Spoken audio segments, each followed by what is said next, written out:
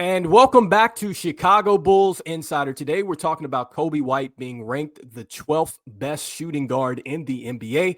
Next, we're going to be talking about the Chicago Bulls front office being ranked last again. And so before we go ahead and we jump into it, I first want to remind you to slam dunk on that subscribe button, just like Modest Mazelis slam dunks in games. And so in exchange for slamming on that subscribe button, I'm going to give you nothing but daily content around the Chicago Bulls. Make sure that you hit that like, you hit that subscribe, and you join the Chicago Bulls Insider family as we talk nothing but Chicago Bulls basketball. And so with that being said, let's go ahead and let's jump into it as we're doing a little bit of a fair or foul. And so if you've not got a chance to see this article was on Hoops Hype, and they're talking about the top 26 shooting guards for this upcoming 25-26 season. I wonder why they stop at 26. I think that is interesting. Just a little side note there. And so let's go ahead and jump into what was said as Coby White was ranked number 12 on this list. And so I think that it brings up some interesting points. And I think that the first interesting point that it brings up is that Coby White spent 11% of his minutes at the small forward position. Then it talks about how, he did improve as a scorer at that 20.4 points per game, and then talking about how he uses his speed in the open floor along with knocking down the three ball and things like that. And so we've talked about, just how impactful Coby can be on the offensive end. And then it questions, just how impactful he is to winning. And so I thought that this was an interesting stat where it says that, on the other hand, Chicago was 4.1 points per 100 possessions worse with White on the floor last year, and went 39 and 43 on the year, missing the playoffs for the third season in a row. So questions remain on White's actual impact on winning. And then also too, it just at the end talks about just how he is as a scorer, being productive, and just how he can get hot at moments. And so, that leads me to just, is this fair or foul that he's ranked here? Because some of the other names on this list that are ahead of him are, you have Desmond Bane, you have Zach LaVine, you have Austin Reeves, you have Josh Hart, Amen Thompson, you have Tyler Hero, you have Devin Booker, Jaylen Brown, Jalen Williams, Donovan Mitchell, and Anthony Edwards. And so, I think that the first thing that I question with this is that I'm not sure that I would have Josh Hart and Amen Thompson ahead of Coby White. Don't get me wrong. I mean, those are great players and things like that. But I just think that with what Coby White does and just how impactful that I think he can be, not just here with the Chicago Bulls, but on other teams, I think that he could be ahead of those players. And I'm not saying that Amen Thompson is going to be, a player that would be behind him for long, because he's definitely trending up. But right now, I think I would take Coby White over him. That's just me personally. And so, I think he could be moved up a couple spots.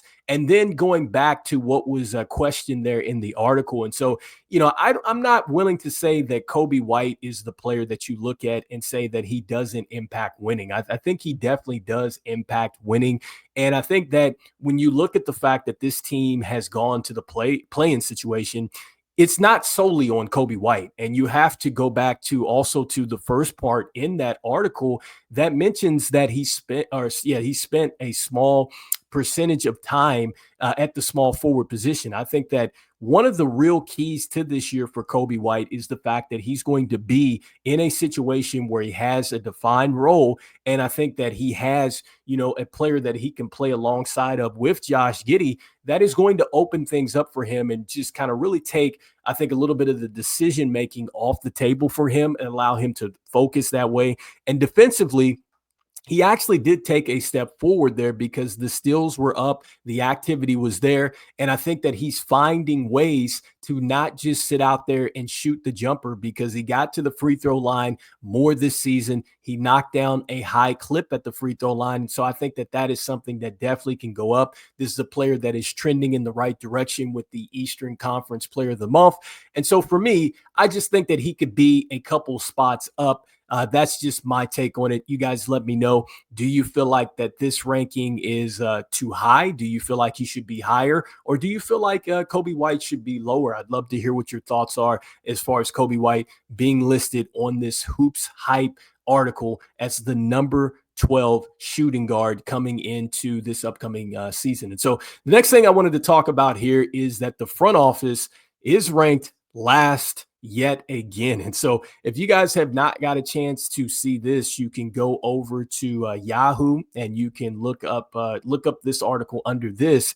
And so what it does is it breaks down just pretty much a franchise into three different things. You have the trades, you have draft picks, and then you have free agents. And then what they're doing is as you click on those links, it'll tell you what they grade the team as. It talks a little bit more details as to like what the teams have done and things like that.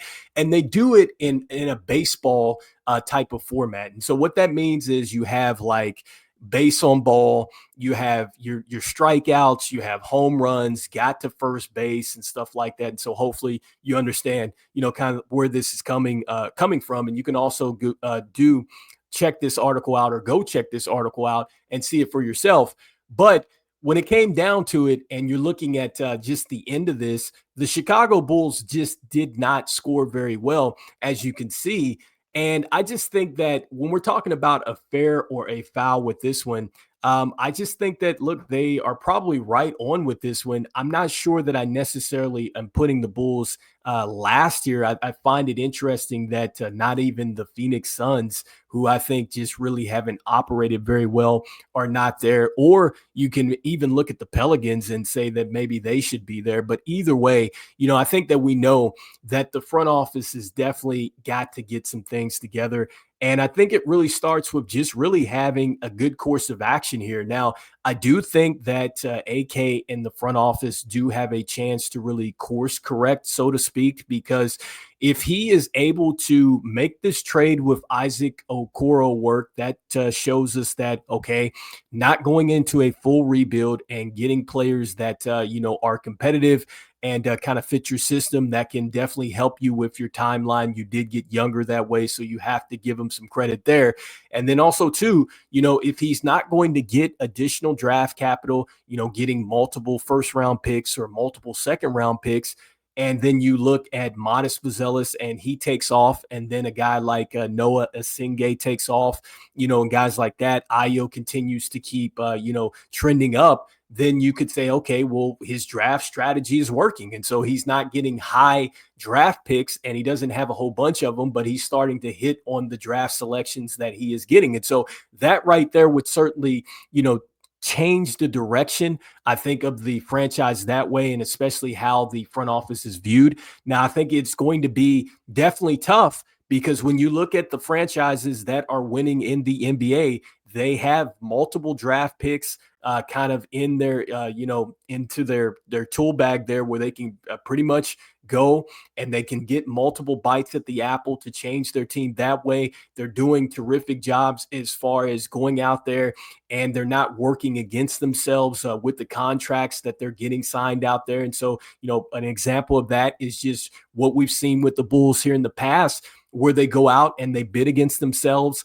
And really those margins, they add up. And so, that's something that when you think about it, it's like, okay, you could have that much more cap space available had you not worked against yourself there, or just kind of opened up different roster spots for maybe different players and maybe different trade scenarios had you not got yourself into that. I know one of the things that it talks about when it looks at the trades, talking about the situation with Nikola Vucevic and just how we got him over and just gave up picks for that. And so, these are things that it all adds up, but I do think that there is a chance for the front office to turn some things around. We will have to see how this works out. Obviously, I think one of the big things for this team getting things going in the right direction as far as the front office is concerned is they need to execute and they need to get Josh Giddey on contract here, because you've traded off Alex Caruso and you traded him for Josh Giddey, which is fine. You didn't go and get the picks, but that's the thing. If you don't take care of business here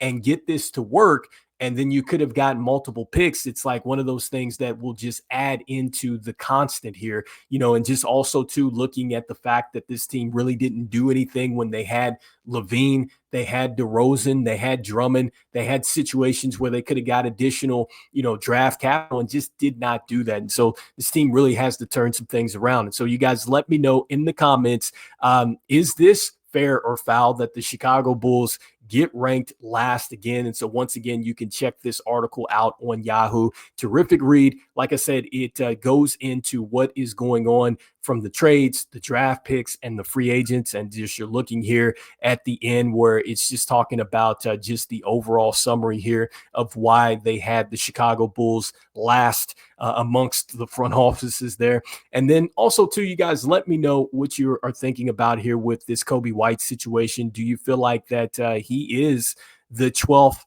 best shooting guard in the NBA? Do you feel like that he should be higher? Do you feel like he should be lower? Let me know what you guys are thinking there, or if he's in a good spot. So as we always say, look, go Bulls, and I will see you guys on the next one. All right, peace.